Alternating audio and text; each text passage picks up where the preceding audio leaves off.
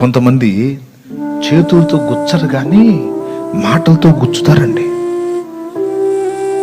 లేనివి ఉన్నవి ప్రచారాలు చేసి ఒకరి జీవితాన్ని నలుగురిలో ఆరడిపరిచి ఆమె సంగతి తెలుసా, అవి ఇలాంటిది, ఆ మంచిది కాదు, ఏమేదో పెద్ద అనకూడదు. నేను ఇక దేవునికి స్తోత్రం, హల్లెలూయా హల్లెలూయా.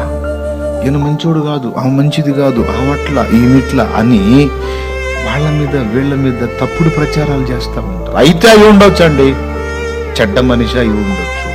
నీకేం పని ఆ పనికి మళ్ళీ ప్రచారాలు చేయటానికి? దానివల్ల ఎవరికైనా లాభం చేకూరిద్దా?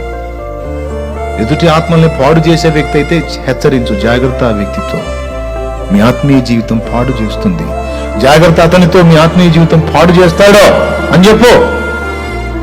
ఎందుకంటే వాళ్ళ పర్సనల్ లైఫ్లో ఎత్తి వాళ్ళ గురించి వాళ్ళు నానా రకాలుగా ఇతరులు నవ్వుకుని నవ్వులు పాలయ్యేటట్టు ఎందుకు ప్రచారం చేయాలి?